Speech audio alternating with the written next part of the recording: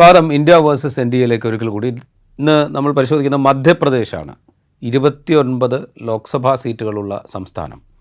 2014 2019 ലോക്സഭയിൽ BJPക്ക് കേവല ഭൂരിപക്ഷം നൽകുന്നതിൽ വലിയ സംഭാവനയാണ് മധ്യപ്രദേശ് നൽകിയത്. 2014 27 സീറ്റുകൾ BJP നേടിയപ്പോൾ 2 സീറ്റായിരുന്നു കോൺഗ്രസിന് കിട്ടിയത്. 2019 അത് 28 സീറ്റാക്കി BJP വർദ്ധിപ്പിച്ചപ്പോൾ കോൺഗ്രസിന് 1 സീറ്റിലേക്ക് ചുരുങ്ങേണ്ടി വന്നു. 2019 ഇലക്ഷൻ റിസൾട്ട് വന്നതിന് ശേഷം പരിശോധിക്കുമ്പോൾ BJPക്ക് 60% വോട്ടാണ് മധ്യപ്രദേശിൽ കിട്ടിയത്. കോൺഗ്രസിൻ്റെ വോട്ട് ശതമാനം എന്ന് പറയുന്നത് 35.8 മാത്രമായിട്ട് ചുരുങ്ങി. അതുമാത്രമല്ല, BJP ജയിച്ച് 28 സീറ്റിൽ 2 എണ്ണത്തിൽ മാത്രമാണ് ഭൂരിപക്ഷം 1 ലക്ഷത്തിന് താഴെ പോയത്. 1 ലക്ഷത്തിന് താഴെ എന്ന് പറയുമ്പോൾ 90,000-ന് മുകളിലാണ്. 1 ലക്ഷത്തിൽ തൊട്ട് താഴെ മാത്രം. ഈ 28 മണ്ഡലങ്ങളിൽ ഈ 2 എണ്ണത്തിൽ മാത്രമാണ് ഭൂരിപക്ഷം 1 ലക്ഷത്തിൽ താഴെയായത്.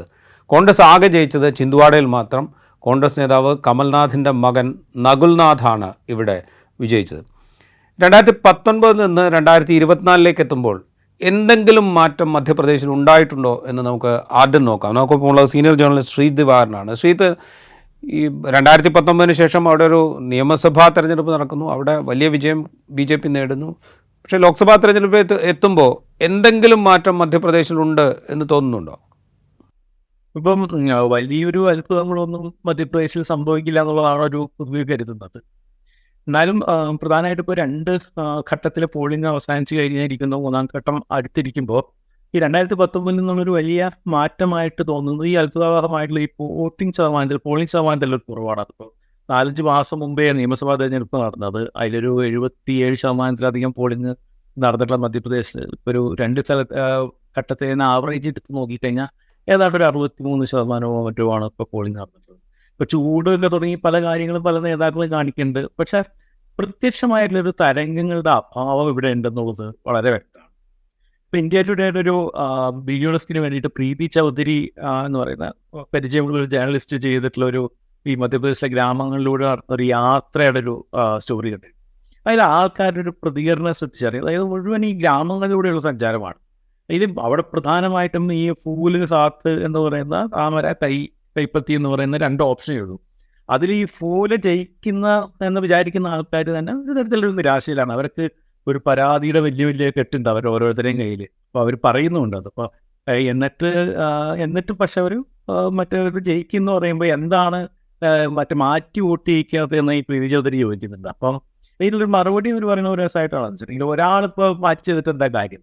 ഈ പൂരാ സമാജ് ജയിക്കുന്നതാണ് കരുതുന്നത് എന്നുള്ളത്. അപ്പം അങ്ങനെ ഒരു കരുതലിൻ്റെ ഒരു ഭാഗമുണ്ട്. BJPയുടെ തന്നെ നേതാക്കൾ പലരും പറയുന്ന വെച്ചിട്ടുണ്ടെങ്കിൽ BJP ജയിക്കും എന്നുള്ളൊരു എല്ലാവർക്കും അറിയാം. അതുകൊണ്ടാണ് വലിയ എൻത്യൂസിയാസം ഇല്ലാത്തതെന്നുള്ളതാണ്. പക്ഷെ ഒരു മധ്യപ്രദേശിൻ്റെ ഒരു സ്വഭാവം തന്നെ ഏതാണ്ട് അതേപോലെ ആയിട്ട് എനിക്ക് തോന്നിയിട്ടുണ്ട്. ഇപ്പോൾ നമുക്കറിയാവുന്ന ഒരു അവിഭക്ത മധ്യപ്രദേശിൽ 40 സീറ്റാണല്ലോ ഉണ്ടായിരുന്നത്. ഛത്തീസ്ഗഡിലെ ഇപ്പോഴത്തെ ഒരു 11, ഇപ്പോഴത്തെ മധ്യപ്രദേശിൽ 29 ചേർത്തിട്ട് 40 സീറ്റ്. അതിൽ ആ 40 സീറ്റും കോൺഗ്രസ് ജയിച്ചിരുന്ന എത്രയോ തവണയുണ്ട്. പക്ഷേ എന്നാൽ അതേസമയം തന്നെ 1990 BJP ദേശീയ തലത്തിൽ വലിയ ഇതൊന്നും ഇപ്പോഴത്തെ അവസ്ഥയിലേക്ക് നിർത്തുന്നതിന് മുമ്പ്, ഈ ബാബരി പള്ളി പൊളിക്കുന്നതിന് മുമ്പ്, ഈ രാമജന്മഭൂമി കലാപത്തിൻ്റെ കാലത്ത് ആകെയുള്ള 320 സീറ്റിൽ, ഈ അവിഭക്ത മധ്യപ്രദേശിൽ ആകെയുള്ള 320 സീറ്റിൽ 220 ജയിച്ചിട്ടാണ് BJP അധികാരത്തിൽ വന്നത്. അന്ന് ഈ സുന്ദർലാൽ പട്വ എന്ന് പറയുന്ന കക്ഷിയായിരുന്നു മുഖ്യമന്ത്രിയായത്.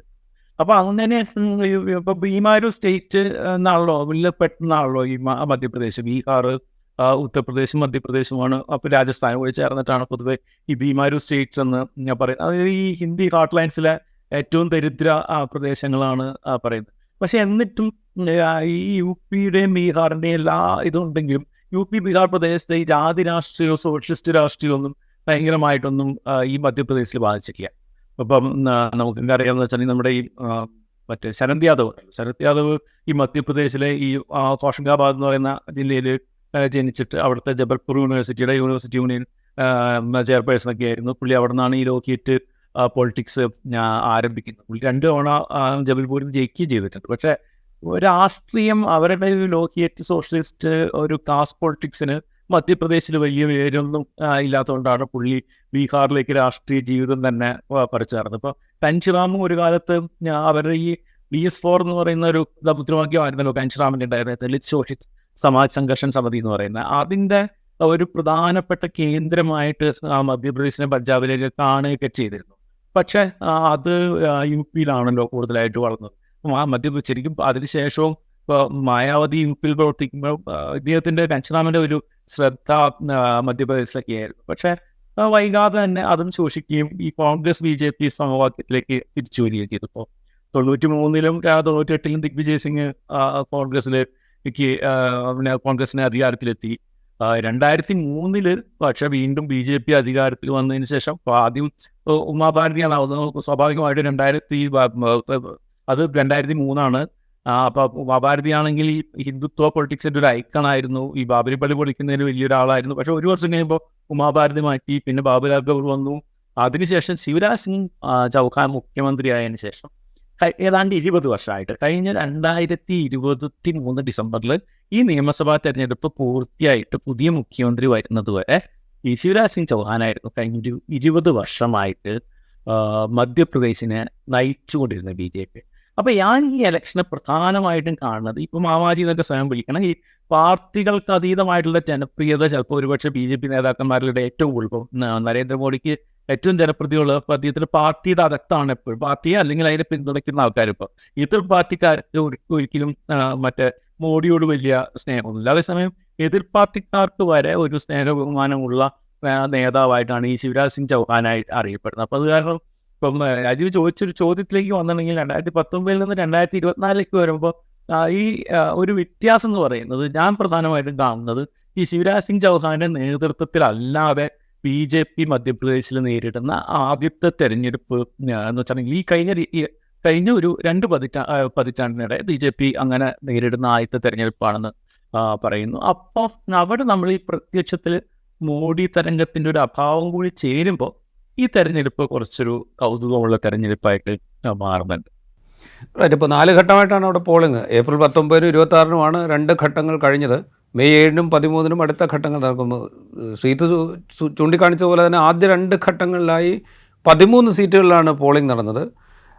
ആദ്യഘട്ടത്തിൽ 7 സീറ്റുകളിലും പിന്നീട് അപ്പോൾ ആദ്യഘട്ടത്തിൽ 6-ഉം പിന്നീട് 7 സീറ്റും. ഈ ആദ്യഘട്ടത്തിൽ പോളിംഗ് നടന്ന സീറ്റുകളിൽ 2019 75% പോളിംഗ് ഉണ്ടായിരുന്നു. അത് 67% കുറഞ്ഞിട്ടുണ്ട്. രണ്ടാം ഘട്ടത്തിൽ 2019 67% പോളിംഗ്, അത് 59% കുറഞ്ഞത്. ഈ 2 ഘട്ടങ്ങളിലും രാജ്യത്താകെ പോളിംഗ് ശതമാനത്തിൽ കുറഞ്ഞിട്ടുണ്ട്. പക്ഷേ മധ്യപ്രദേശിൽ കൂടുതൽ കുറഞ്ഞിട്ടുണ്ട്. ഏതാണ്ട് ഒരു 8 മുതൽ 9% വരെയുള്ള കുറവ് ശരാശരി ഉണ്ട് എന്നാണ് മധ്യപ്രദേശിലെ മാധ്യമങ്ങൾ റിപ്പോർട്ട് ചെയ്യുന്നത്. ഈ കുറവ് എന്തെങ്കിലും ഒരു സൂചന, ഇത് കൂടുതൽ ബുദ്ധിമുട്ടിക്കുക അല്ലെങ്കിൽ ആശങ്ക ഉണ്ടാക്കുക BJPക്കാണോ അതോ കോൺഗ്രസിനാണോ? സ്വാഭാവികമായിട്ടും അത് BJPക്ക് തന്നെയാണ് അതിൽ ആശങ്കയുള്ളത്. പോളിംഗ് ശതമാനത്തിലൊരു കുറവ് വളരെ പ്രധാനമാണ്. ഇപ്പോൾ പ്രത്യേകിച്ചും നമുക്ക് കാണേണ്ടതെന്ന് വെച്ചിട്ടുണ്ടെങ്കിൽ ഈ 2023 അസംബ്ലി തെരഞ്ഞെടുപ്പിൽ ശരിക്കും പറഞ്ഞിട്ടുണ്ടെങ്കിൽ ഭയങ്കര ഒരു വിജയം ഉണ്ടാകാനായിട്ട് BJPക്കുള്ളൊരു കാരണം തന്നെ അന്ന് ഉണ്ടായിട്ടുള്ളത്. അതായത് 2018 അസംബ്ലി തെരഞ്ഞെടുപ്പിൽ ഏതാണ്ട് 41% BJPക്ക് കിട്ടിയ പെർസെൻറ്റേജ്. അത് 2023 48.5 ഈ അസംബ്ലി തെരഞ്ഞെടുപ്പ്. മറ്റ് സീറ്റുകളും ഭൂരിപക്ഷവും നമ്മളവിടെ ഭൂരിപക്ഷത്തിൽ നേരത്തെ രാജീവ് സൂചിപ്പിച്ചു, ഭൂരിപക്ഷത്തിൽ ഉണ്ടായിട്ടുള്ള ഭയങ്കര വർധനവ് ഉണ്ടായിട്ടുള്ളത്. ആ ഭൂരിപക്ഷത്തിൽ വർധന, സീറ്റിൻ്റെ വർധന, ഈ BJP കിട്ടിയിട്ടുള്ള ഈ വോട്ടിംഗ് ശതമാനത്തിൻ്റെ വർധനയൊക്കെ ആ 2019 വമ്പിച്ച ഒരു പോളിംഗ് ശതമാനത്തിൻ്റെ കൂടി റിഫ്ലക്ഷനായിട്ടാണ് പൊതുവെ സഫോളജിസ്റ്റുകൾ കണക്കാക്കുന്നത്. കാരണം 77% മുകളിലായിരുന്നു നിയമസഭാ ഇലക്ഷൻ. അതായത് വെറും 5 മാസം മുമ്പ് നടന്ന തെരഞ്ഞെടുപ്പിൽ 77% മുകളിലുള്ളൊരു പോളിംഗ് നടന്നിട്ടുണ്ട്. അപ്പം അങ്ങനെ ഒരു ഔത്സുക്യം ഇത്തവണ വോട്ട് ചെയ്യാനായിട്ട് ജനങ്ങൾക്ക് ഉണ്ടായിട്ടില്ല എന്നുള്ളത്. അത് പക്ഷെ രാജ്യത്തിലുടനീളം കുറച്ച് അതിലൊരു കുറവ് കാണുന്നത്. അതായത് കഴിഞ്ഞ 2 ലോക്സഭാ തെരഞ്ഞെടുപ്പ് ഉണ്ടായതുപോലെ ഒരു മോഡി തരംഗം രാജ്യത്തില്ല എന്ന് പറയുന്നതിൻ്റെ ഒരു സൂചനയായിട്ട് എല്ലാവരും അതിനെ കാണാൻ കാര്യം എന്ന് വെച്ചിട്ടുണ്ടെങ്കിൽ ആ ഒരു ഔത്സുക്യം, ആ എന്തൂസിയാസം ഇത്തവണത്തെ തെരഞ്ഞെടുപ്പിലില്ല. കാരണം ആവർത്തിച്ച് മോഡി എന്ന് ഓരോ തെരഞ്ഞെടുപ്പിലും പറഞ്ഞതിൻ്റെ ഒരു മടുപ്പ് സാധാരണ ജനങ്ങൾക്കുണ്ട്. അതും ഇപ്പോൾ സ്വാഭാവികമായിട്ടും അങ്ങനൊരു മടുപ്പ് എന്ന് പറയുന്ന വോട്ടർമാരുടെ താല്പര്യക്കുറവെന്ന് പറയുന്നത് ഭരണപക്ഷത്തോടുള്ളൊരു വിപ്രവൃത്തിയായിട്ടാണ് നമ്മൾ ഈ പൊതുവെ തെരഞ്ഞെടുപ്പിൽ പോരാത്തത്. ഇപ്പോൾ വേനൽക്കാലമാണ് എന്നുള്ളൊരു പ്രശ്നമുണ്ട്. അതുപോലത്തെ പ്രതിസന്ധിയാണ്. പ്രത്യേകിച്ചും ഈ രാജ്യത്തെ ഏറ്റവും ഈ പറയുന്ന പാവപ്പെട്ട മനുഷ്യർ പാർക്കുന്നൊരു സ്ഥലമാണ് മധ്യപ്രദേശ്. മധ്യപ്രദേശിൽ ഈ കൃഷിയിടങ്ങളിലെ വരൾച്ച ഒരു പ്രശ്നമുണ്ട്, കുടിവെള്ളത്തിൻ്റെ അഭാവമുണ്ട്, പിന്നെ ഈ കന്നുകാലികൾ ചൂടത്ത് ധാരാളമായിട്ട് ചത്തുപോകും. ശരിക്കും അതൊരു മനുഷ്യരെ സംബന്ധിച്ച് സാധാരണ കർഷകരെയും ദരിദ്രരെയും ഗ്രാമീണരെ സംബന്ധിച്ചിടത്തോളം ഭയങ്കര ഒരു പീഡാനുഭവങ്ങളുടെ ഒരു സീസണാണ്. അപ്പോൾ ഈ സീസണിൽ തെരഞ്ഞെടുപ്പിൽ ആരോടെങ്കിലും പ്രത്യേകമായിട്ടൊരു എന്തൂസിയാസം ജനത്തിൽ ഇല്ലെങ്കിൽ അവർ പൊതുവെ വിമുഖരാണ് എന്നുള്ളതാണ് അർത്ഥം. അത് ഈ പറഞ്ഞ പാർട്ടിക്ക് പൊതുവെ ഒരു ഗുണകരമാവില്ല. അപ്പോൾ ആദ്യത്തെ ഘട്ടത്തിലെ പോളിംഗിന് ശേഷം വളരെ സവിശേഷമായ മധ്യപ്രദേശിൽ കുറഞ്ഞ സിംഗിളായിട്ട് മറ്റേ വയർ റിപ്പോർട്ട് ചെയ്തിട്ടുണ്ടായിരുന്നു. നേതാക്കന്മാരുടെയും മന്ത്രിമാരുടെയും MLA-മാരുടെയും ഒരു അടിയന്തര യോഗം അമിത്ഷായി ഭോപ്പാലിൽ വിളിച്ചു ചേർന്നു. അതായത് വരുന്ന ഘട്ടങ്ങളിൽ ഈ പോളിംഗ് കുറഞ്ഞിട്ടുണ്ടെങ്കിൽ ഒരാൾക്കും ഇപ്പോഴുള്ള സ്ഥാനം പോലും ഉണ്ടാവില്ല എന്ന് അമിത്ഷാ ഭീഷണിപ്പെടുത്തി എന്നാണ് വയറിൻ്റെ റിപ്പോർട്ട്. അതിൻ്റെ അർത്ഥം എന്ന് വെച്ചിട്ടുണ്ടെങ്കിൽ തന്നെ BJPക്ക് നല്ല പേടി തട്ടിയിട്ടുണ്ട് എന്നുള്ളതാണ്. പിന്നെ അതിൽ ഏറ്റവും പ്രധാനമായിട്ട് കാണേണ്ടത് ഈ 2 ഘട്ടങ്ങളിലുമായിട്ട് മിക്കവാറും സീറ്റുകളിൽ സ്ത്രീകളുടെ വോട്ടിംഗ് പല മണ്ഡലങ്ങളിലും 15% മറ്റുമാണ് സ്ത്രീ വോട്ടർമാരുടെ കുറവുണ്ടായിട്ടുള്ളത്. അപ്പോൾ 2023 നിയമസഭാ ഇലക്ഷന് ഇവർക്ക് കിട്ടിയിട്ടുള്ള ഒരു പിന്തുണ എന്ന് തന്നെ കരുതുന്നത് ഈ സ്ത്രീ വോട്ടർമാരുടെ പിന്തുണയായിട്ടാണ്. പിന്നെ പ്രത്യേകിച്ച് ഈ സ്ത്രീ വോട്ടർമാരും അർബൻ വോട്ടർമാരുമാണ് പൊതുവെ BJPക്ക് ഉണ്ടായിട്ടുള്ളൊരു കിട്ടുന്നൊരു എന്ന് വെച്ചാൽ അവരുടെ പിന്തുണ എന്നുള്ളതാണ് അവരുടെ ഒരു കണക്ക്. അപ്പം അതുകൊണ്ട് തന്നെ ഈ പോളിംഗ് ശതമാനത്തിലുള്ള ഒരു കുറവ് എന്തായാലും ഒരു കൺസേൺ തന്നെയാണ് രാജീവ്. ഈ 2003 മുതൽ ഇങ്ങോട്ട് BJPയുടെ ഭരണം, അതിൽ ഏതാണ്ട് 2 പതിറ്റാണ്ട് ശിവരാജ് സിംഗ് ചൗഹാൻ്റെ നേതൃത്വത്തിലുള്ള BJPയുടെ തെരഞ്ഞെടുപ്പ് വിജയങ്ങൾ, ഇതിലേക അപവാദം എന്ന് പറയുന്നത് 2018 നിയമസഭാ തെരഞ്ഞെടുപ്പിൽ കോൺഗ്രസ് വിജയിച്ചതാണ്. അന്ന് കമൽനാഥ് മുഖ്യമന്ത്രിയായി. പക്ഷേ അധികം വൈകാതെ ഈ 2018 ജയിച്ചെങ്കിൽ പോലും 2019 ലോക്സഭാ തെരഞ്ഞെടുപ്പിൽ 28 സീറ്റിൽ BJP വിജയിക്കുന്നുണ്ട്. ഈ 2018 വിജയം പോലും അധികം വൈകാതെ BJP അട്ടിമറിക്കുന്നുണ്ട്. ഈ 2023 നിയമസഭാ തെരഞ്ഞെടുപ്പിൽ ഇപ്പോൾ നേരത്തെ സൂചിപ്പിച്ച പോലെ തന്നെ BJP 163 സീറ്റിൽ ജയിച്ചാണ് അധികാരം നിലനിർത്തുന്നത്. കോൺഗ്രസ് 66 സീറ്റിലേക്ക് ചുരുങ്ങുകയും ചെയ്യുന്നു. ഇത് BJPയുടെ ആത്മവിശ്വാസം വലിയ തോതിൽ വർദ്ധിപ്പിക്കുന്നൊരു കണക്കാണിത്. മാസങ്ങൾക്ക് മുമ്പ് മാത്രം നടന്ന നിയമസഭാ തെരഞ്ഞെടുപ്പിൽ 163 സീറ്റിൽ വിജയിക്കുക, അല്ലെങ്കിൽ അത്രയും വലിയ സംഖ്യ വിജയിക്കാൻ കഴിയുക എന്നുള്ളത്. കോൺഗ്രസ് ആണെങ്കിൽ വലിയ പ്രതീക്ഷ വച്ചിരുന്നു, പക്ഷേ 66 സീറ്റിലേക്ക് ചുരുങ്ങി. ഇത് BJPയുടെ ആത്മവിശ്വാസം കൂട്ടുന്നൊരു ഘടകമാണെന്നുള്ള കാര്യത്തിൽ സംശയമൊന്നുമില്ല. ഈ ആഘാതത്തിൽ നിന്ന് മറികടക്കാൻ കോൺഗ്രസിന് സാധിച്ചിട്ടുണ്ടോ എന്നൊരു ക്വസ്റ്റ്യൻ ഉണ്ടല്ലോ. അല്ല, ഇത് ബേസിക്കലി പറഞ്ഞ മാതിരി തന്നെ BJPയുടെ ഒരു ആത്മവിശ്വാസം വർദ്ധിച്ചിട്ടുള്ളതിന് യാതൊരു സംശയമില്ല. അതുകൊണ്ടാണ് ഈ ശിവരാജ് സിംഗ് ചൗഹാനെ മറികടന്നിട്ട് ഉജ്ജയിനിൽ നിന്നുള്ള ഒരു താരതമ്യേന പ്രസക്തനായിട്ടുള്ള ഈ മോഹൻ യാദവ് എന്ന് പറയുന്ന ഒരാളെ മുഖ്യമന്ത്രിയാക്കാനായിട്ട് ഇവർ തയ്യാറായത്. 10 വർഷമായിട്ടുള്ളൂ അദ്ദേഹം MLA ആയിട്ട്, 3 വർഷം മാത്രമാണ് മന്ത്രിയായിട്ടുള്ളത്.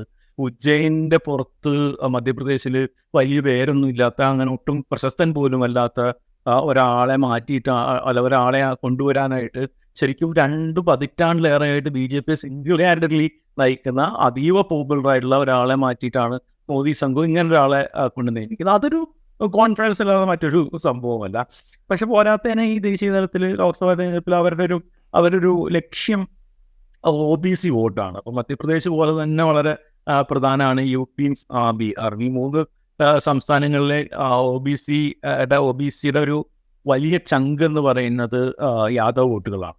ഈ രാഷ്ട്രീയ പോരാട്ടത്തിൻ്റെ ഒരു പൊതു സ്വഭാവം കാരണം UPയിലും ബീഹാറിലും യാദവർക്കെതിരായിട്ടാണ് BJPയുടെ പൊതു സ്റ്റാൻഡ്. ഇപ്പോൾ മുലായം സിംഗ് അഖിലേഷ് സിംഗ് യാദവും പൊതുവെ യാദവർക്ക് വേണ്ടി മാത്രമാണ് ഭരിക്കുന്നതെന്നും യാദവരെ പോലീസിലേക്ക് അനധികൃതമായിട്ട് എടുക്കുന്നു, അവർക്ക് അത് നൽകുന്നു ഇത് നൽകുന്നു എന്നൊക്കെ പറഞ്ഞിട്ട് വലിയ ഒരു ആരോപണം BJP ഉന്നയിക്കാറുണ്ട്. അതേപോലെ തന്നെ ബീഹാറിൽ ലാലു പ്രസാദിനും തേജസ്വിക്കും എതിരെയുള്ള പ്രധാനപ്പെട്ട ഒരു ആരോപണം ഈ ആൻറ്റി യാദവ് എന്ന് പറയുന്ന ഒരു പ്രചാരണത്തിൻ്റെ ഭാഗമാണ്. അപ്പോൾ അതുകൊണ്ട് തന്നെ അതിൻ്റെ ഒരു കുറവ് കൂടി മാറ്റുക എന്നുള്ള രീതിയിലാണ് ഇവരൊരു മറ്റേ മോഹൻ യാദവിനെ ഇവിടെ മുഖ്യമന്ത്രിയായിട്ട് നിയമിച്ചിട്ടുള്ളത്. അതിൻ്റെ അപ്പുറത്ത് BJPയുടെ ഒരു വലിയൊരു കോൺഫിഡൻസ് എന്ന് പറയുന്നത് മറ്റേ അവരുടെ ഒരു വോട്ട് ശതമാനം കൂട്ടിയിട്ടുള്ളതെന്നുള്ളതും ഇതേപോലെ കോൺഗ്രസ് നേതാക്കൾ BJPയിൽ എത്തിയിട്ടുള്ളത്. ഇപ്പോൾ കോൺഗ്രസിന് പരമ്പരാഗതമായിട്ട് നല്ല ശക്തി ഉണ്ടായിരുന്ന ഒരു മേഖലയാണ് ശരിക്കും പറഞ്ഞിട്ടുണ്ടെങ്കിൽ ഈ ഗ്വാളിയോർ പ്രദേശം. ഗ്വാളിയോർ പ്രദേശത്ത് നിന്ന് ഗുണ ഗ്വാളിയോർ, ഈ ചമ്പൽ പ്രദേശത്ത് നിന്ന് ജ്യോതിരാജ് സിന്ധ്യ പോലൊരു ആൾ BJPയിലേക്ക് എത്തിയത് സത്യം പറഞ്ഞിട്ടുണ്ടെങ്കിൽ ഗുണം ചെയ്യും എന്നുള്ളതാണ് അവരുടെയും ഒരു തോന്നൽ. BJPക്ക് അങ്ങനെ പല പ്രതീക്ഷയാണ്. കോൺഗ്രസ്സിലെ എന്നെ സംബന്ധിച്ചിടത്തോളം ഏറ്റവും വലിയൊരു പ്രതീക്ഷ എന്ന് പറഞ്ഞാൽ ഈ ശിവരാജ് സിംഗ് ചൗഹാനെ മുഖ്യമന്ത്രി സ്ഥാനത്ത് മാറ്റിയതിൽ ജനങ്ങൾക്കൊരു പ്രതിഷേധമുണ്ട് ഒരു വസ്തുത അവിടെ നിലനിൽക്കുന്നുണ്ട്. അതേപോലെ തന്നെ മോഡി സർക്കാരിനോട് ഇപ്പോൾ ഒരു വലിയ കൗതുകം വോട്ടർമാർക്കിടയിലില്ല എന്നുള്ളൊരു കാര്യമുണ്ട്. ഇപ്പോൾ 2014 ചിന്തുവാടയും ഗുണയും തോറ്റു, 2019 ഗുണയും കൂടി കൈവിട്ടു. ചിന്തുവാടയും ഗുണയും മാത്രമാണ് 2014 കിട്ടിയത്.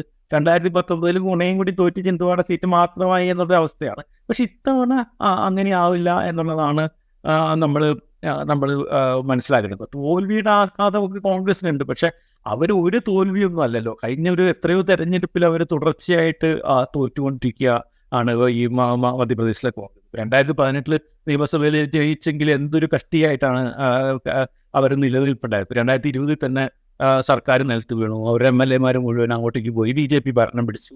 അപ്പം അങ്ങനെയുള്ള പല ആഘാതങ്ങളും തുടർച്ചയായിട്ടുണ്ട്. അതിനൊന്നും പൂർണ്ണമായും മെച്ചപ്പെടാൻ പറ്റിയില്ലെങ്കിലും അവർ കുറച്ച് മെച്ചപ്പെടും എന്നുള്ളത് തന്നെയാണ് അവരുടെ ഇത്. അപ്പോഴും നമ്മളിങ്ങനെ ആലോചിക്കുന്നത് കഴിഞ്ഞ ലോക്സഭാ തെരഞ്ഞെടുപ്പിൽ ഈ BJPക്ക് 61% വോട്ട് കിട്ടുമ്പോൾ കോൺഗ്രസിന് 35% മാത്രമേ വോട്ടുണ്ടായിരുന്നു.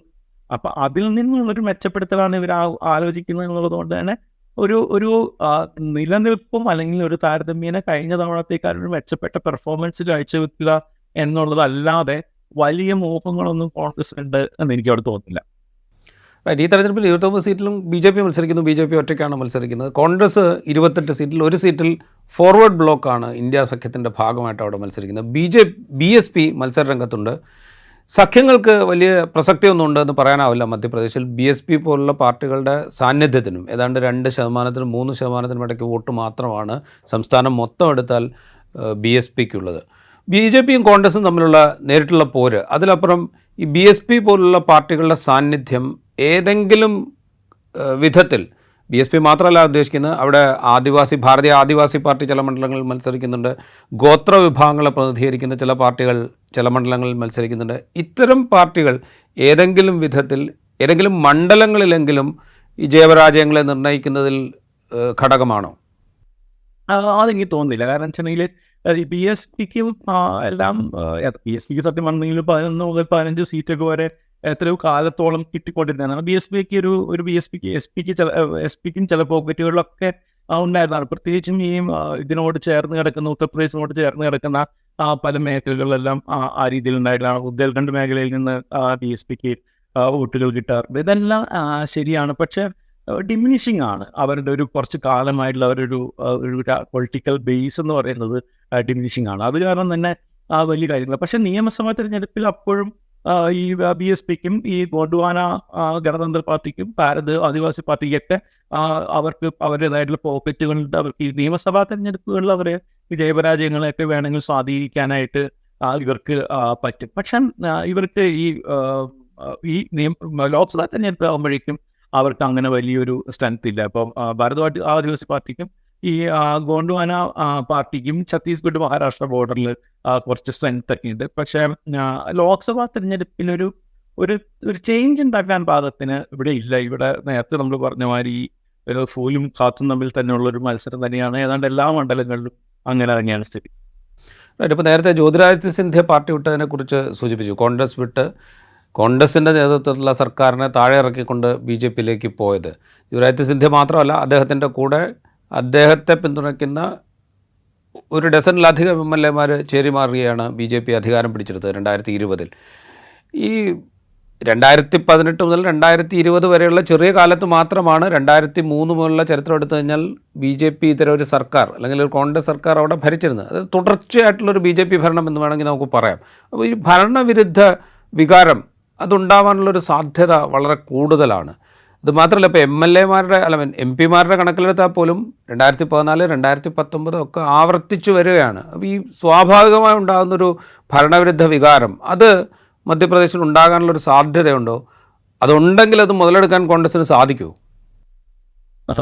യഥാർത്ഥമുണ്ട്. അത്തരത്തിലുള്ള ഒരു ഭരണവിരുദ്ധ വികാരമുണ്ട്, നേതാക്കൾക്കുള്ള വിരുദ്ധമായിട്ടുള്ളൊരു വികാരമുണ്ട്. പിന്നെ ദീർഘകാലമായിട്ട് അധികാരത്തിലുള്ള ഒരു പാർട്ടി എന്നുള്ള രീതിയിൽ BJPയുടെ പൊതുവെ അവരുടെ പ്രശ്നം പലതും ആഭ്യന്തരമാണ്. ഇപ്പോൾ പാർട്ടിക്ക് അകത്തെ പ്രശ്നങ്ങളുണ്ട്, ഈ അണികൾക്ക് പാർട്ടി നേതൃത്വത്തിനോടുള്ള പ്രശ്നമുണ്ട്, പിന്നെ RSSന് BJP നേതൃത്വത്തോട് പ്രശ്നം. അങ്ങനെ വേണമെങ്കിൽ നമുക്കൊരു 3ആയിട്ടൊക്കെ അതിനകത്തുള്ള പ്രശ്നങ്ങളെ നമുക്ക് മറ്റേ തിരിക്കാം. ഇപ്പോൾ 4 ഘട്ടങ്ങളിൽ 2 ഘട്ടം കഴിഞ്ഞു. അതിൽ പോളിംഗ് ശതമാനം കുറവായിരുന്നു എന്ന് മാത്രമല്ല, ഇനി അടുത്ത ഘട്ടങ്ങളിലും ഏതാണ്ട് ഇത് തന്നെയായിരിക്കും ആവർത്തിക്കുന്നത് എന്നാണ് അവർ കരുതുന്നത്. ഇപ്പോൾ കഴിഞ്ഞ ലോക്സഭാ തെരഞ്ഞെടുപ്പിലോ അല്ലെങ്കിൽ മുമ്പത്തെ നിയമസഭാ തെരഞ്ഞെടുപ്പിലോ ഉണ്ടായിട്ടുള്ളൊരു ഉത്സവാന്തരീക്ഷം ഒന്നുമില്ലാത്തതിനുള്ളൊരു ഇല്ല എന്നുള്ളതും ഈ പ്രശ്നത്തിനൊരു എന്ന് വെച്ചിട്ടുണ്ടെങ്കിൽ അതിൻ്റെ ഒരു മാനിഫെസ്റ്റേഷനായിട്ട് നമുക്ക് കാണും. BJP നേരത്തെ പറഞ്ഞ BJPക്കാർ പറയുന്നത് BJP തന്നെ ജയിക്കാനായിട്ട് പോകുന്നതുകൊണ്ടാണ്. പക്ഷെ അതൊന്നും അല്ല, മത്സരത്തിന് ചൂടില്ല എന്നുള്ളത് വളരെ പ്രധാനമാണ്. ഇപ്പം അതേസമയം ഇവരാണെങ്കിൽ മറ്റേ ഈ ചിന്തുവാട അടക്കം എല്ലാം തിരിച്ചു പിടിക്കും. ഇപ്പോൾ എത്രയോ വർഷങ്ങളായിട്ട് ചിന്തുവാട കമൽനാഥിൻ്റെയോ കമൽനാഥിൻ്റെ ഫാമിലിയൊക്കെ ഭരിക്കുന്നൊരു സ്ഥലമാണ്. അവിടെ നകുൽനാഥ് മത്സരിക്കുന്നു. അതുവരെ തിരിച്ചു പിടിക്കും എന്നുള്ളൊരു മട്ടിലാണ് BJPക്കാരുള്ളത്. പക്ഷേ ഇതിൻ്റെ വേറൊരു തലവേദന കോൺഗ്രസിനെ സംബന്ധിച്ചിടത്തോളം സവിശേഷമായിട്ട് മധ്യപ്രദേശിലുള്ളത്, BJP സംബന്ധിച്ചിടത്തോളം സവിശേഷമായിട്ടുള്ളത്, ഈ കോൺഗ്രസിൽ നിന്നുള്ള നേതാക്കളും അണികളും ഈ BJPയിലേക്കൊരു കുത്തൊലിപ്പ് പോലെ വരുന്നതാണ്. അത് ഭയങ്കര പ്രശ്നമാണ്. ഇപ്പം നരോത്തമ മിശ്ര എന്ന് പറഞ്ഞിട്ടുള്ള ഇവിടുത്തെ മധ്യപ്രദേശിലെ ആഭ്യന്തരമന്ത്രിയാണ് അവിടുത്തെ ഒരു അമിത്ഷാ. പുള്ളിയാണ് ഈ മറ്റു പാർട്ടികളിൽ നിന്ന് BJPയിലേക്ക് ആളുകളെ എത്തിക്കുന്നൊരു കുശാഗ്ര ബുദ്ധിക്കാരൻ. പുള്ളി പറയുന്നത് ഈ 4 ലക്ഷത്തോളം വോട്ടർമാർ കോൺഗ്രസിൻ്റെ പ്രവർത്തകർ ഈ അടുത്ത കുറച്ച് കാലത്തിനുള്ളിൽ BJP എത്തിയിട്ടുള്ളതാണ്. ഇത് സംസ്ഥാനത്തെ മൊത്തത്തിലുള്ള കോൺഗ്രസ് ആക്ടിവിസ്റ്റുകളുടെ ഏതാണ്ടൊരു പകുതിയിലധികം വരും, ഏതാണ്ട് 70% വരും. അപ്പോൾ ഈ 2020 നമുക്കറിയാവുന്ന 10-20 MLA-മാരും അവരുടെ പടയാളികളും ഈ ജ്യോതിരാദിത്യ സിന്ധ്യയുടെ കൂറുമാറ്റത്തെ തുടർന്ന് BJPയിലേക്ക് എത്തി. ഈ അടുത്തിടയ്ക്ക് മുൻ കേന്ദ്രമന്ത്രി സുരേഷ് പച്ചോരി എത്തി. പിന്നൊരു 15 മുൻ MLA-മാരെത്തിയിട്ടുണ്ട്, 2 മുൻ മേയർമാരെത്തിയിട്ടുണ്ട്, 3 മുൻ MP-മാരെ എത്തിയിട്ടുണ്ട്, പിന്നെ ധാരാളം ഈ ഓഫീസ് ഭാരവാഹികളൊക്കെ എത്തിയിട്ടുണ്ട്. ഇതിൽ പക്ഷേ വെച്ചിട്ടുണ്ടെങ്കിൽ ഈ BJPയുടെ ഒരു കൺവെൻഷനൽ ആയിട്ടുള്ള പ്രവർത്തകർക്കോ നേതാക്കൾക്കോ ഒന്നും ഇതിലൊരു സന്തോഷമില്ല. ഇപ്പോൾ പ്രഹ്ലാദ് പട്ടേലും ഗോപാൽ ഭാർഗവയും 2 പേരും അവിടുത്തെ സീനിയർ മന്ത്രിമാരാണ്. പ്രഹ്ലാദ് പട്ടേൽ വേണമെങ്കിൽ മുഖ്യമന്ത്രി ആവാൻ പോലും പരിഗണിച്ചിരുന്ന ആളുകളുടെ ഒരാളാണ്.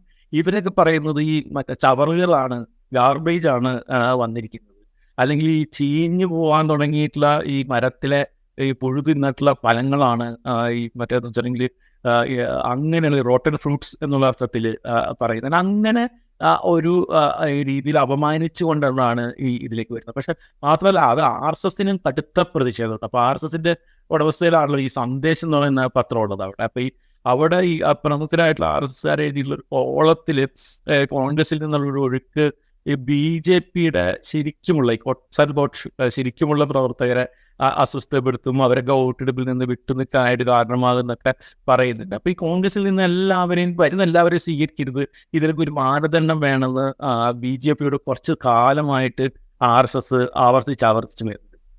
അതിനൊരു പ്രധാനപ്പെട്ട ഒരു കാര്യമായിട്ട് മാറിയത് ഈ അടുത്തിടയ്ക്ക് ചിന്തുവാടയിൽ ഉണ്ടായിട്ടില്ല. ചിന്തുവാടയിലെ മേയറായിട്ടുള്ള വിക്രം അദാലെ എന്ന് പറയുന്ന കക്ഷിയുണ്ട്. ഈ വിക്രം അദാലെ ഇയാളുടെ നമ്മുടെ കമൽനാഥിൻ്റെ ഒരു വലങ്കൈ പോലെയുള്ളൊരു കക്ഷിയാണ്. അയാൾ തെരഞ്ഞെടുപ്പിന് തൊട്ട് മുമ്പ് BJPയിലെത്തി ഈ ഏപ്രിൽ മാസത്തിൽ. അപ്പം BJP അത് ഭയങ്കരമായിട്ടങ്ങ് ആഘോഷിച്ചു. ചിന്തുവാട ഏതാണ്ട് തിരിച്ചു പിടിച്ചു എന്ന് BJP അങ്ങോട്ട് ഉറപ്പിച്ചു. പക്ഷേ ഇലക്ഷൻ ആയപ്പോൾ അതിന് തൊട്ട് മുമ്പായിട്ട് ഇയാൾ നേരെ തിരിഞ്ഞിട്ട് കമൽനാഥിനും അവിടെ മത്സരിക്കുന്ന ഈ നകുൽനാഥിനും അങ്ങ് പിന്തുണ പ്രഖ്യാപിക്കുകയും BJP ഭയങ്കരമായിട്ട് നാണം കിടുകയും ചെയ്തു. ഇതേപോലത്തെ സംഭവങ്ങൾ ഇഷ്ടം പോലെ ഉണ്ട്. അപ്പോൾ അത് കാരണം തന്നെ മറ്റു പാർട്ടികളിൽ നിന്ന് ആൾക്കാരെ എടുക്കുന്നത് അവർ തൽക്കാലം അങ്ങ് നിർത്തിവെച്ചിരിക്കുകയാണ്. പിന്നെ മാത്രമല്ല മറ്റ് RSSും ഇങ്ങനെ കുറച്ച് കാലമായിട്ട് തന്നെ ഈ അമിത ആത്മവിശ്വാസമായിരുന്നെന്ന് BJPയോട് പലതവണയും വാൺ ചെയ്യുന്നു. അപ്പം അതിപ്പോൾ ഇപ്പം നമ്മൾ പറയുന്ന ഒരു 29 മണ്ഡലങ്ങളിൽ ഏതാണ്ട് ഒരു 10-12 സീറ്റുകളിലെങ്കിലും BJPക്ക് ആത്മവിശ്വാസം കുറവുണ്ട്. അവിടുത്തെ ഈ ജാതി സമവാക്യങ്ങൾ BJPക്ക് കുറച്ച് ദോഷകരമായിട്ട് മാറും. പിന്നെ സിറ്റിംഗ് MLA-മാരെ കുറിച്ചുള്ള വളരെ സ്ട്രോങ് ആയിട്ടുള്ള ആൻറ്റി ഇൻകംബൻസി വലിയ ഘടകമാണ്. അങ്ങനെ പല പ്രശ്നങ്ങളും ഉണ്ട്. അത് കോൺഗ്രസ് അതിനെ മുതലെടുക്കാനായിട്ടുള്ളൊരു ശ്രമം അവർ നടത്തുന്നുണ്ട്. അവരവിടെ വളരെ കോൺസെൻട്രേറ്റ് ചെയ്തിട്ട് അവർ മത്സരത്തിൽ ഇടപെടുന്നുണ്ട്. പക്ഷേ BJP ഇതേപോലെ പതിവ് പോലെ മോഡി മാജിക്ക് ആവർത്തിച്ച് കഴിഞ്ഞിട്ടുണ്ടെങ്കിൽ എല്ലാം ശുഭകരമായിട്ട് വരും എന്നുള്ളത് തന്നെയാണ് BJP-ക്കാരുടെ പ്രതീക്ഷ. ഇപ്പോൾ ശ്രീത്ത് ചൂണ്ടിക്കാണിച്ച പോലെ ഇപ്പോൾ ഈ തൊട്ട് അതായത് ലോക്സഭാ ഇലക്ഷൻ പ്രഖ്യാപിച്ച് ആദ്യഘട്ടം കഴിഞ്ഞ് രണ്ടാം ഘട്ടം നടക്കുന്നതിന് മുമ്പ് 2 MLA-മാർ 2 മുൻ MLA-മാർ കോൺഗ്രസിൻ്റെ BJP-യിലേക്ക് പോകുന്ന കാഴ്ച കണ്ടു. അങ്ങനെ ഒരു നിരനിരയായ നേതാക്കൾ മധ്യപ്രദേശിൽ കോൺഗ്രസിൽ നിന്ന് BJP-യിലേക്ക് പോയിട്ടുണ്ട്. ഇത് സ്വാഭാവികമായും കോൺഗ്രസിൻ്റെ ഒരു ശേഷിക്കുന്ന സംഘടനാ ശരീരത്തിലുണ്ടാക്കുന്ന പരിക്ക് ചെറുതല്ലല്ലോ. അപ്പോൾ അത് മറികടക്കുക എന്നുള്ളൊരു പ്രശ്നം കോൺഗ്രസിൻ്റെ മുമ്പിലില്ലേ? തീർച്ചയായിട്ടും ഉണ്ട്. അതൊരു വലിയ പ്രതിസന്ധിയായിട്ട് തന്നെ അവർക്കുണ്ട്. പക്ഷെ അത് കാരണം തന്നെ അവരുടെ ഒരു ശ്രദ്ധ എന്ന് പറഞ്ഞിട്ടുണ്ടെങ്കിൽ ഈ മറ്റ് മുഴുവൻ സ്ഥലങ്ങളും വ്യാപിച്ച്, അല്ലെങ്കിൽ മുഴുവൻ സംസ്ഥാനത്ത് ഇപ്പം ആഘോഷൽ മുതൽ അങ്ങോട്ട് ബുന്ദേൽഖണ്ഡോ അല്ലെങ്കിൽ എല്ലാ പ്രദേശത്തും വ്യാപിച്ചുകൊണ്ട് ഒരു തെരഞ്ഞെടുപ്പിനെ നേരിടുക എന്നുള്ളൊരു ആഗ്രഹം തന്നെ പോലും അവർക്കില്ല. അപ്പോൾ അവർ കഴിയുന്നതും മറ്റൊരു ചുരുങ്ങിയ മേഖലകളിൽ ഓരോ മണ്ഡലങ്ങളിലും എങ്ങനെയെങ്കിലും വിജയിച്ച് വരാൻ പറ്റിയ സ്ട്രാറ്റജികൾ നോക്കുക. ഇപ്പോൾ ഏറ്റവും വീക്കായിട്ടുള്ള BJP കാൻഡിഡേറ്റ്സ് ഉള്ള സ്ഥലങ്ങളിൽ ശ്രദ്ധിക്കുക. അങ്ങനെയുള്ളൊരു മറ്റൊരു സ്ട്രാറ്റജിയാണ് ഇവർ നോക്കുന്നത്. ഇവരെ സംബന്ധിച്ചോളം ഈ ആത്മവിശ്വാസത്തിൻ്റെ കുറവ് ധാരാളമായിട്ടുണ്ട്. കാരണം ഇത് നേരത്തെ ഒരു വലിയ സംഘം ആളുകൾ മുഴുവൻ പോയിരിക്കുന്നു.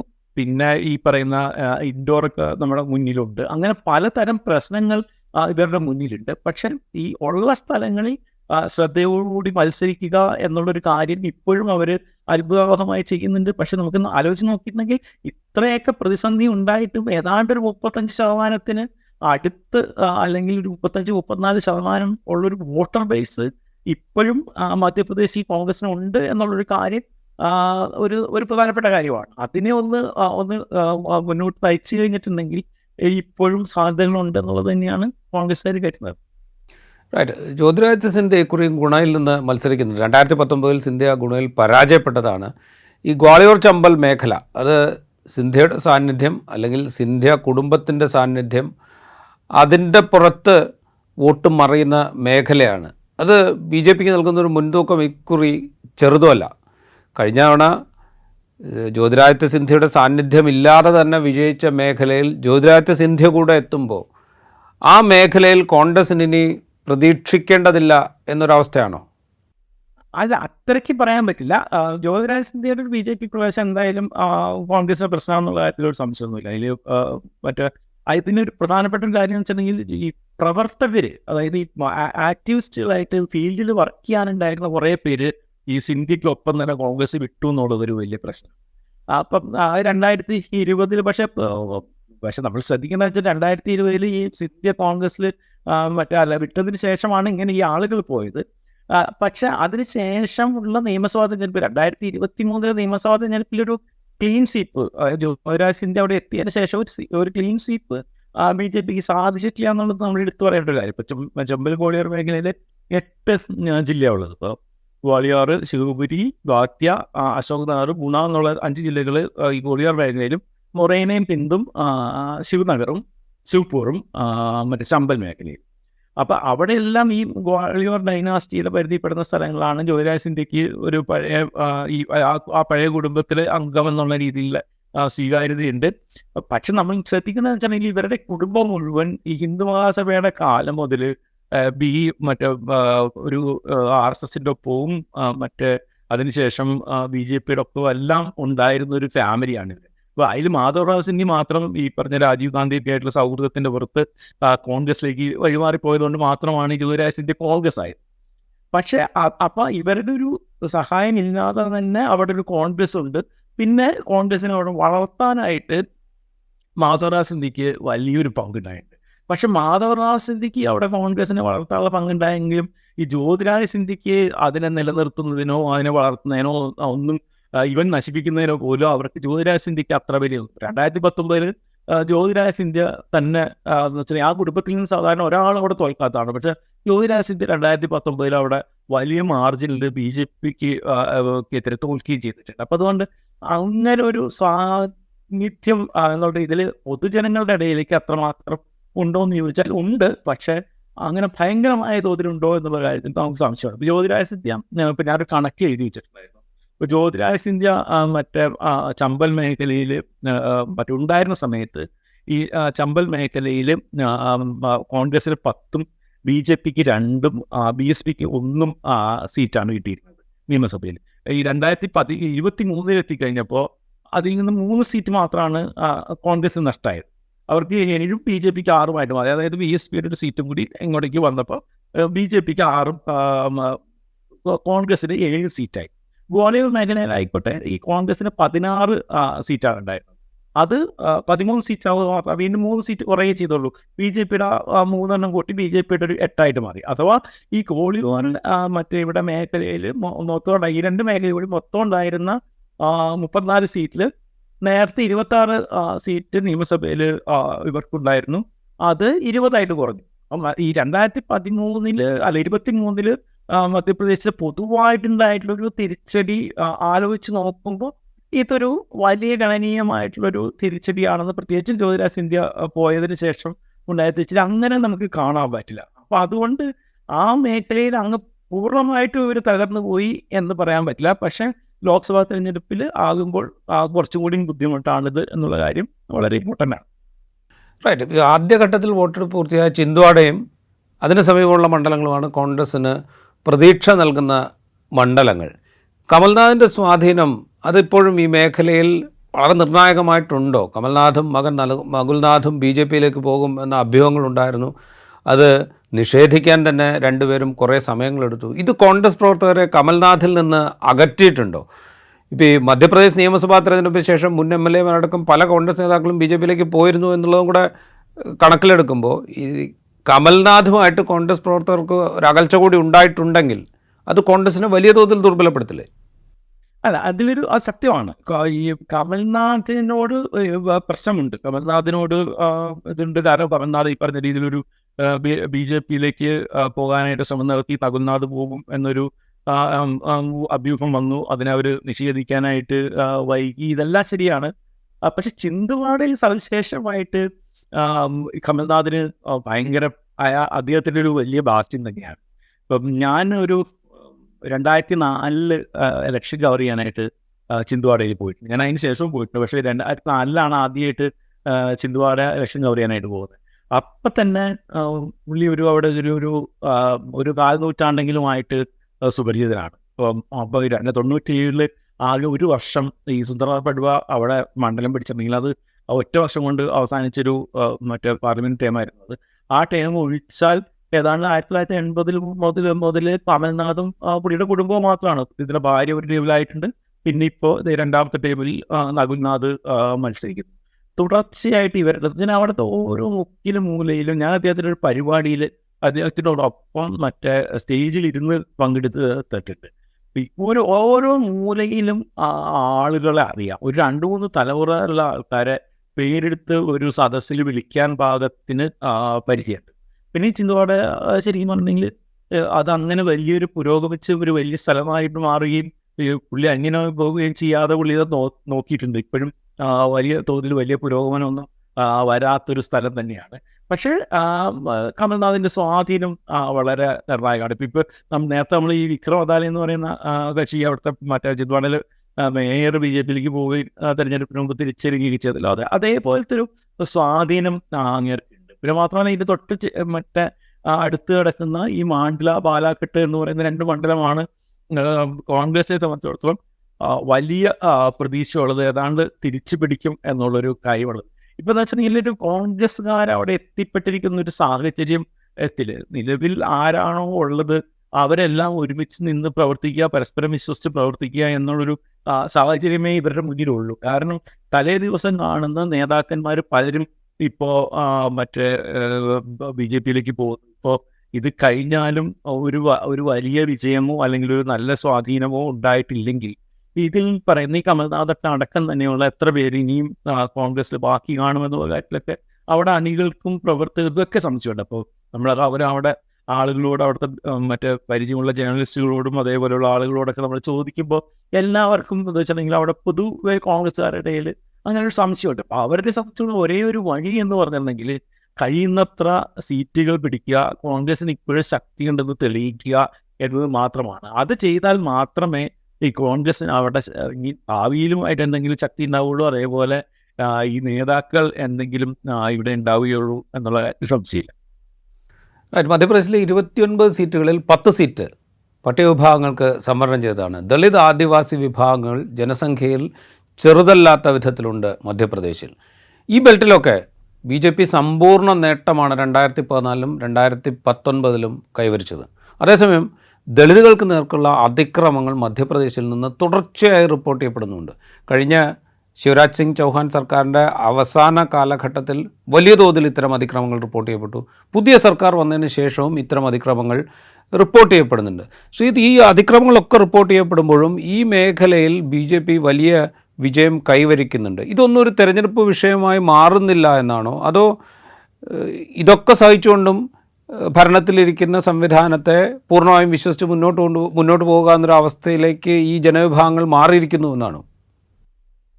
അതും ഇതേപോലെ നമ്മളെ സംബന്ധിച്ചിടത്തോളം വളരെ കൺഫ്യൂസിങ് ആയിട്ടുള്ള ഇതിലൊരു പ്രശ്നം കോൺഗ്രസിന്റെ ഭാഗത്തുള്ളത് തന്നെയാണ്. കാരണം ഇവിടെ ഈ ദളിത് ആദിവാസി മേഖലകളിലും ഈ ട്രൈബൽ ഏരിയകളിലും ശരിക്കും വലിയൊരു റൂട്ട് ഉണ്ടാക്കാനായിട്ട് കഴിഞ്ഞ കുറച്ച് കാലമായിട്ട് അവർക്ക് നഷ്ടപ്പെട്ടു പോയത് തിരിച്ചു പിടിക്കാനായിട്ട് ഇതുവരെ അവർക്ക് പറ്റിയിട്ടില്ല. എന്ന് വെച്ചിട്ടുണ്ടെങ്കിൽ ഈ മധ്യപ്രദേശിലെ ഒക്കെ ഒരു ട്രൈബൽ മേഖലയിലൊക്കെ ഈ RSSന്റെ പ്രവർത്തനം വളരെ സ്ട്രോങ് ആണ്. അവർക്ക് വളരെ വലിയ ഇപ്പം 17% മറ്റേ മൊത്തത്തിൽ വോട്ടർമാരിൽ അവിടുത്തെ ഒരു ദളിത് വോട്ടർമാരുടെ എണ്ണം.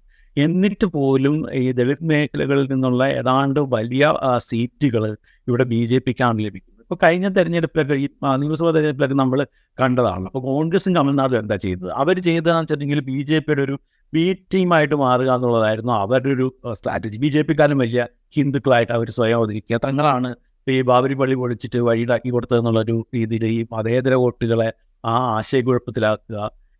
പിന്നെ ഭരണത്തിൽ വന്നപ്പോഴായിക്കോട്ടെ ഈ സന്യാസിമാരെ അവർ മന്ത്രിമാരായിട്ട് നിയമിച്ചു.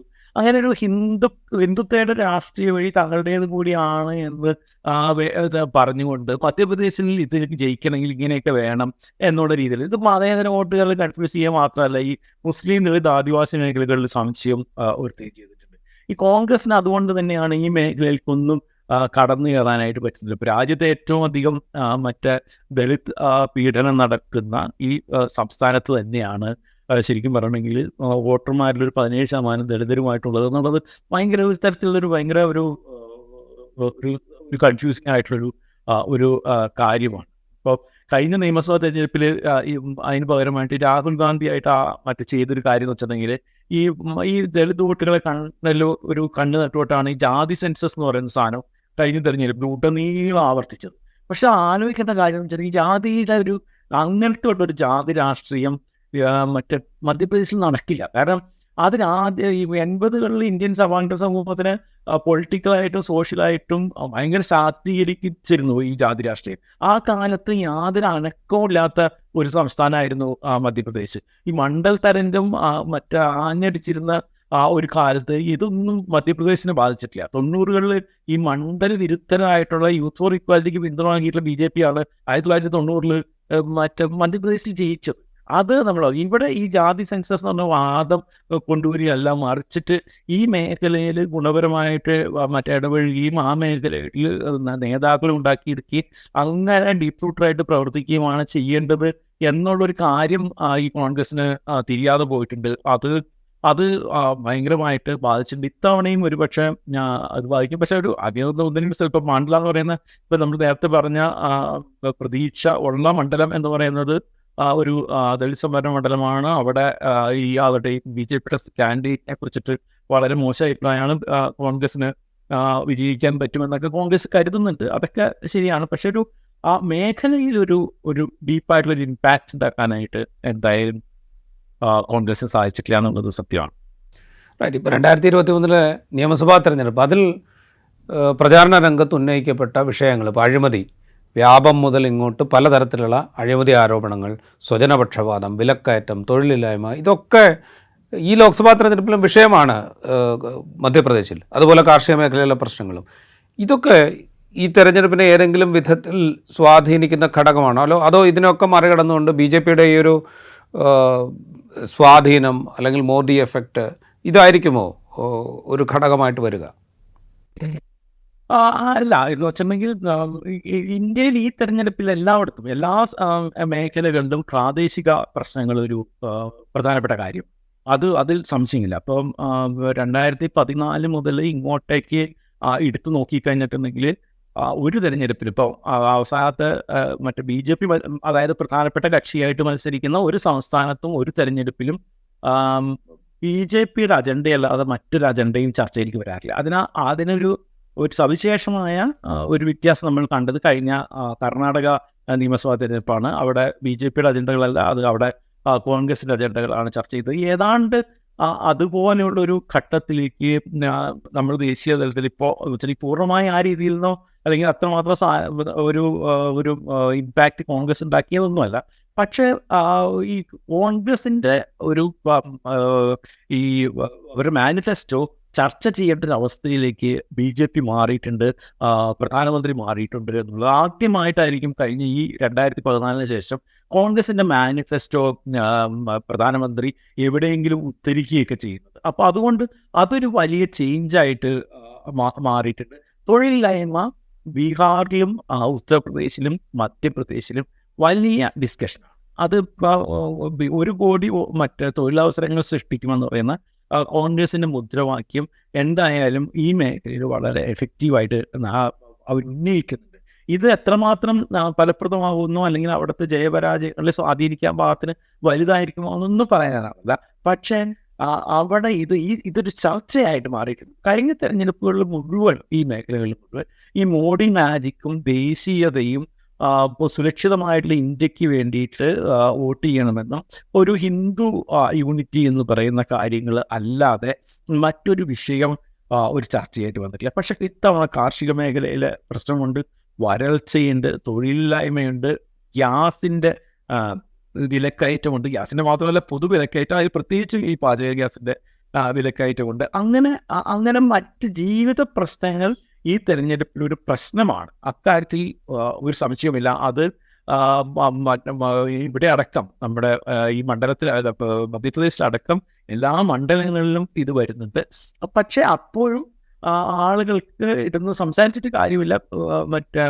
മോഡിയും BJP തന്നെയാണ് ജയിക്കാൻ പോകുന്നത് എന്നുള്ളൊരു അന്തരീക്ഷവും നിലവിലുണ്ട്. അതൊരു പൊതു ചർച്ച. ഇപ്പോൾ നേരത്തെ നമ്മൾ പറഞ്ഞ നമ്മുടെ ഇന്ത്യ ടുഡേയുടെ റിപ്പോർട്ടിൽ പറയുന്നത് പോലെ പൂരാ സമാജ് വിചാരിക്കുന്നത് ഇവർ ജയിക്കാൻ പോവാണ്, നമ്മൾ മാത്രമായിട്ട് എന്ത് ചെയ്യുക എന്നുള്ളൊരു വിചാരവും ആളുകളുടെ ഉള്ളിലുണ്ട് എന്നതായി സംശയം.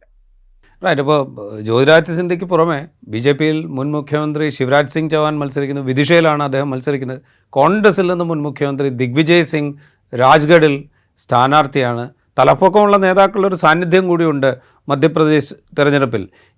അതിൽ തന്നെ ഈ 2 മുൻ മുഖ്യമന്ത്രിമാർ, ശിവരാജ് സിംഗ് ചൗഹാനെ മുഖ്യമന്ത്രി സ്ഥാനത്ത് നിന്ന് നീക്കിയതിലുണ്ടായ അതൃപ്തി, അത് പരിഹരിക്കുക എന്ന ലക്ഷ്യത്തോടുകൂടിയാണ് അദ്ദേഹത്തെ ലോക്സഭാ തെരഞ്ഞെടുപ്പിൽ മത്സരിപ്പിക്കുന്നത്. ഒന്നാമത്. രണ്ടാമത്, ദിഗ്വിജയ് സിംഗ് അദ്ദേഹം കഴിഞ്ഞ തെരഞ്ഞെടുപ്പിലും മത്സരിച്ച് പരാജയപ്പെട്ടതാണ്. ഇത്തവണ അദ്ദേഹത്തിൻ്റെ അവസാനത്തെ തെരഞ്ഞെടുപ്പാണെന്ന് പറഞ്ഞുകൊണ്ടാണ് വോട്ടർമാരെ സമീപിക്കുന്നത്.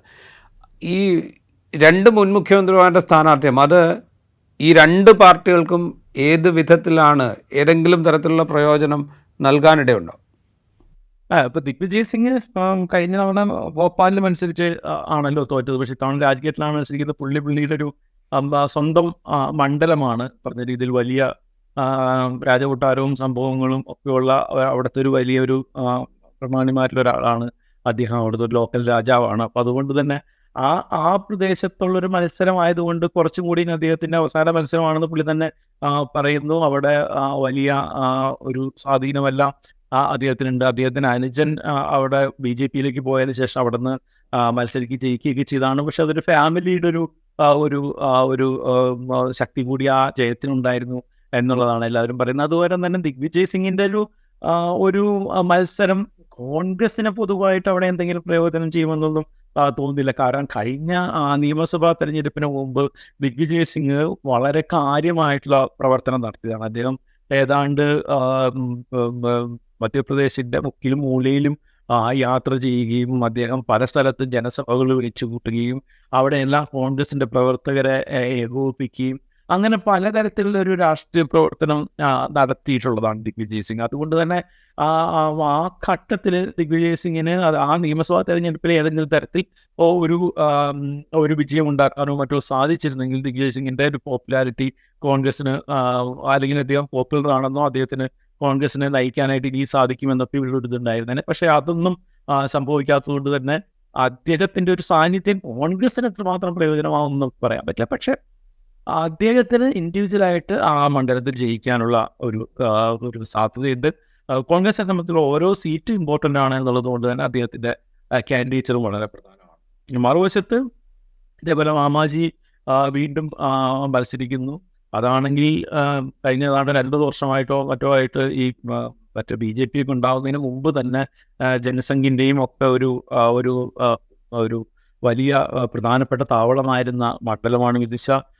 അവിടെ വാജ്പേയി അടക്കമുള്ള ആൾക്കാർ മത്സരിച്ച് വിജയിച്ചിട്ടുള്ള സ്ഥലമാണ്. അതുകൊണ്ട് തന്നെ അവിടെ ഒന്ന് തെരഞ്ഞെടുപ്പിന് പ്രചരണത്തിന് ഇറങ്ങേണ്ട ആവശ്യം പോലും അദ്ദേഹത്തിനില്ല. അദ്ദേഹത്തിൻ്റെ ഒരു തിരിച്ചു വരവ് എന്തായാലും കോൺഗ്രസിന് വലിയ ഗുണം ചെയ്യുമെന്നുള്ള കാര്യത്തിൽ വലിയ സംശയമില്ല. കാരണം അവിടെ BJP ഗുണം ചെയ്യുന്നുള്ള കാര്യത്തിൽ വലിയ സംശയമില്ല. കാരണം അദ്ദേഹം അവിടുത്തെ BJPയെ വളരെ പോപ്പുലാരിറ്റി കൊടുത്തിട്ടുള്ള നേതാവാണ്.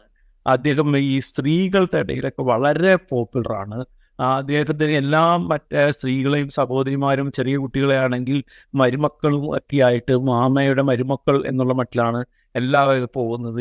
ഇപ്പോൾ സ്ത്രീകൾക്ക് നേരെ മറ്റേ അവിടെ അതിക്രമം വർദ്ധിക്കുന്നു എന്ന് പറഞ്ഞിട്ടുണ്ടെങ്കിൽ അത് പരിഹരിക്കാനാണ് മാമ ഡൽഹിയിൽ പോകുന്നത് എന്നുള്ള മട്ടിൽ പ്രചരണം നടത്താനും എല്ലാം പറ്റുന്ന തരത്തിലുള്ള എന്തിനും ഒരു ആൻസർ ഉള്ള ഒരു മട്ടിലുള്ളൊരു ആളാണ്. അപ്പോൾ അതുകൊണ്ട് ശിവരാജ് സിംഗ് ചൗഹാൻ്റെ ഒരു സാന്നിധ്യം വളരെ ഇമ്പോർട്ടൻ്റ് ആണ്. അതുകൊണ്ട് തന്നെയാണ് അദ്ദേഹത്തെ ഇലക്ഷന് മത്സരിപ്പിക്കാനും തീരുമാനിച്ചത്. ഇപ്പോൾ അദ്ദേഹം പറയുന്നത് മറ്റേ മോഡിയുടെ മറ്റേ കൈകൾക്ക് ശക്തി പകരാനാണ് പുള്ളി മറ്റേ ഡൽഹിയിലേക്ക് പോകുന്നത് എന്ന് പറയുന്നുണ്ടെങ്കിലും ഏതെങ്കിലും തരത്തിൽ BJPയിൽ ഒരു പ്രതിസന്ധി ഉണ്ടായിക്കഴിഞ്ഞിട്ടുണ്ടെങ്കിൽ തന്നെ സ്വയം ഒന്നാമനായിട്ട് ഉയർത്താനായിട്ട് ശേഷിയുള്ളൊരു ആളാണ് ശിവരാജ് സിംഗ് ചൗഹാൻ. അതിനുവേണ്ടി ശ്രമം പുള്ളി നടത്തും എന്നുള്ള കാര്യത്തിലും യാതൊരു സംശയമില്ല. അവസാനമായിട്ട് ഇപ്പോൾ 2019 കിട്ടിയാൽ അധികമൊന്നും BJPക്ക് മധ്യപ്രദേശിൽ ഇനി കിട്ടാനുണ്ടെന്ന് തോന്നുന്നില്ല. 2019 കിട്ടിയ ഒരു സീറ്റിൽ നിന്ന് മുന്നേറാൻ കഴിയുമോ എന്നുള്ളതാണ് കോൺഗ്രസിൻ്റെ ഏറ്റവും വലിയ നോട്ടം. വലിയ മാറ്റങ്ങൾക്കൊന്നും സാധ്യതയില്ല മധ്യപ്രദേശിൽ. പക്ഷേ ഏതാനും സീറ്റുകളിലെങ്കിലും ഒരു ശക്തമായ മത്സരം കോൺഗ്രസിന് ഒരുപക്ഷെ ഒന്നിൽ നിന്ന് കുറച്ചുകൂടെ മുന്നേറാനുള്ളൊരു സാഹചര്യം അതുണ്ടോ മധ്യപ്രദേശിൽ? അതുണ്ട് എന്ന് തന്നെയാണ് ഇതുവരെയുള്ള കാരണം നമുക്ക് പുറമേ കാണുന്ന ഒരു രീതി അനുസരിച്ച് നോക്കിയിട്ടുണ്ടെങ്കിൽ ഏതായാലും ഒരു 5 മുതൽ 10-12 സീറ്റ് വരെയുള്ള സ്ഥലത്ത് ഒരു മത്സരം കാഴ്ചവെക്കാനായിട്ട് കോൺഗ്രസിന് പറ്റിയിട്ടുണ്ട്.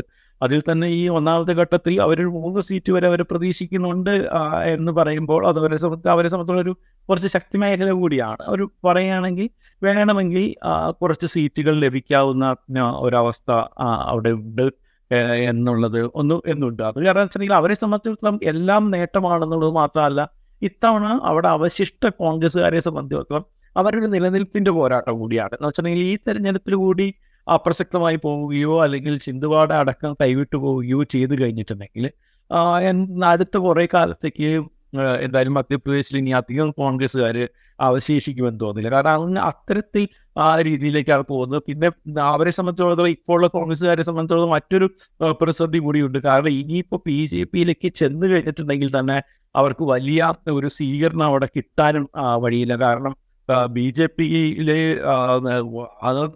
ആകാൻ പറ്റുന്നതിനേക്കാൾ കൂടുതൽ കോൺഗ്രസ്സുകാർ ഇപ്പം തന്നെ ഉണ്ട്. അപ്പോൾ അത് കാരണം തന്നെ ഇവർക്ക് നിലനിൽപ്പിന് വേണ്ടിയിട്ട് പോരാടുക എന്നുള്ളത് മാത്രമേ ഇപ്പോഴത്തെ കോൺഗ്രസ്സുകാരെ സംബന്ധിച്ചിടത്തോളം അവിടെ അവരുടെ നിലനിൽപ്പിന് വേണ്ടി ചെയ്യാനുള്ളൂ. അത് കാരണം തന്നെ ഈ ഒരു 10 സീറ്റുകളിലെങ്കിലും അവിടെ ഒരു മത്സരം നടക്കുന്നുണ്ട്. അതിൽ എത്ര സീറ്റ് കിട്ടിയാലും, ഒന്നിൽ കൂടുതൽ എത്ര സീറ്റ് കിട്ടിയാലും കോൺഗ്രസിനെ സംബന്ധിച്ചിടത്തോളം നേട്ടമാണ് എന്നുള്ളത് തന്നെയാണ്. അതാണ് മധ്യപ്രദേശിലെ തെരഞ്ഞെടുപ്പ് ചിത്രം. BJP അവരുടെ സർവ്വ അധികാര സമ്പത്തും ഉപയോഗിച്ചുകൊണ്ട് വലിയ മത്സരം നടത്തുന്നു. എന്നിട്ടും പോളിംഗ് ശതമാനത്തിൽ ആദ്യ 2 ഘട്ടങ്ങളിൽ കുറവ് വന്നിരിക്കുന്നു. ഇത് BJPയെ കൂടുതൽ ആശങ്കപ്പെടുത്തുന്നുണ്ട്. അതിലപ്പുറത്ത് കോൺഗ്രസിനെ സംബന്ധിച്ച് അവരുടെ മേൽവിലാസം ഉറപ്പിക്കാനുള്ള അല്ലെങ്കിൽ ആ മേൽവിലാസമെങ്കിലും നിലനിർത്താനുള്ള മത്സരമാണ് അവർ നടത്തിക്കൊണ്ടിരിക്കുന്നത്. ചിന്ദ്വാഡയ്ക്കപ്പുറത്ത് ഒരു സീറ്റെങ്കിൽ ഒരു സീറ്റ് അധികം പിടിച്ചാൽ അത് കോൺഗ്രസ്സിന് വലിയ നേട്ടമായിരിക്കും മധ്യപ്രദേശിൽ.